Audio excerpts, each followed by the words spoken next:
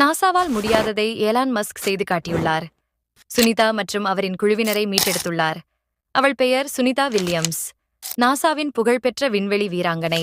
ஆனால் இந்த முறை அவள் ஒரு சாதாரண மிஷன் முடித்துவிட்டு வரும் வீராங்கனை இல்லை. அவள் 9 மாதங்கள் விண்வெளியில் சிக்கியிருந்தாள். இது எப்படி நடந்தது? ஒரு 8 நாட்கள் மிஷன் ஏன் 9 மாதங்கள் வரை நீடித்தது? 2024 ஜூன் 5ஆம் திகதி நாசா வீரர்கள் சுனிதா வில்லியம்ஸ் மற்றும் புட்ச் வில்மோர் போயிங் ஸ்டார்லைனர் என்ற விண்கலத்தில் புறப்பட்டனர். திட்டப்படி அவர்கள் 8 நாட்கள் மட்டுமே இன்டர்நேஷனல் ஸ்பேஸ் ஸ்டேஷனில் இருக்க வேண்டியது. ஆனால் எதிர்பாராத விதமாக விண்கலத்தில் கோளாறு ஏற்பட்டது. த்ரஸ்டர் பிரச்சனை, ஹீலியம் கசிவு போன்றவை ஏற்பட்டதால் அவர்கள் பூமிக்கு திரும்ப முடியாத நிலை ஏற்பட்டது. 8 நாட்கள் என திட்டமிட்ட பயணம் 270 நாட்களாக நீடித்தது. விண்வெளியில் சுனிதாவின் சாதனை. ISS இலிருந்து திரும்ப முடியாத சூழ்நிலையில் கூட சுனிதா மற்றும் அவரது குழுவினர் 150 விஞ்ஞான பரிசோதனைகள் செய்தனர். உடல் விண்வெளியில் எப்படி மாற்றமடைகிறது? தாவர வளர்ச்சி விண்வெளியில் எப்படி இருக்கும்? புதிய தொழில்நுட்ப சோதனைகள். வாழ்க்கையின் கடினமான நேரத்திலும் அவர்களின் தன்னம்பிக்கையும் பொறுமையும் அவர்களை வெற்றியாளர்களாக மாற்றியது. நாசாவால் முடியாததை எலான் மஸ்க் செய்தார். நாசா எவ்வளவோ முயன்றும் போயிங் ஸ்டார்லைனர் மூலம் சுனிதா வில்லியம்ஸ் மற்றும் அவரது குழுவினரை மீட்க முடியாது என்பதே தெளிவாகிவிட்டது. அப்போதுதான் நாசா ஒரு முக்கிய முடிவை எடுத்தது. இந்த வேளையில் எங்களுக்கு ஒரே தீர்வு ஸ்பேஸ் எக்ஸ் தான்.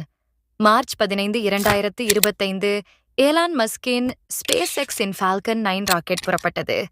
ஸ்பேஸ் எக்ஸின் க்ரூ 9 குழுவினர் ISS-க்கு அனுப்பப்பட்டனர். அவர்கள் அங்கே சென்றதும் சுனிதா மற்றும் மற்ற வீரர்கள் ஸ்பேஸ் எக்ஸ் க்ரூ டிராகன் கேப்சூலில் பூமிக்கு திரும்பும் திட்டம் தயார் செய்யப்பட்டது. March 18, 2025 space X crew dragon Mexico வளைகுடாவில் பாதுகாப்பாக தரையிறங்கியது. சுனிதா வில்லியம்ஸ், புட்ச் வில்மோர் மற்றும் மற்ற வீரர்கள் வெற்றிகரமாக மீட்கப்பட்டனர். எலான் மஸ்கின் சாதனை. போயிங் விண்கலம் கோளாறு அடைந்தபோது நாசா பிரச்சனையில் சிக்கியது. ஆனால் எலான் மஸ்கின் ஸ்பேஸ் எக்ஸ் சுனிதா மற்றும் அவரின் குழுவினரை மீட்க களமிறங்கியது. அதிக செலவில்லாமல் குறுகிய காலத்திற்குள் அவர்களை பூமிக்கு திரும்பச் செய்தது ஸ்பேஸ் எக்ஸ் தான். இது ஸ்பேஸ் எக்ஸ் 4 திறனை மீண்டும் உலகுக்கு நிரூபித்தது. நாசாவால் முடியாததை ஸ்பேஸ் எக்ஸ் செய்துவிட்டது. இது வெறும் ஒரு விஞ்ஞான சாதனை அல்ல, மனித கலையுயர்வுக்கான புதிய புரட்சி. நல்ல வேலை ஸ்பேஸ் எக்ஸ். நன்றி எலான் மஸ்க்.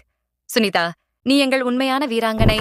நிறைய பேர் நம்மளோட வீடியோவை பார்க்குறீங்க, ஆனா யாருமே நம்மளோட யூடியூப் சேனலா சப்ஸ்கிரைப் பண்றீங்கல்ல.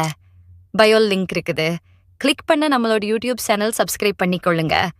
மறக்காம இந்த வீடியோ லைக் பண்ணுங்க, உங்க ஃப்ரெண்ட்ஸ்க்கும் ஷேர் பண்ணி விடுங்க. அடுத்த வீடியோல சந்திக்கலாம்.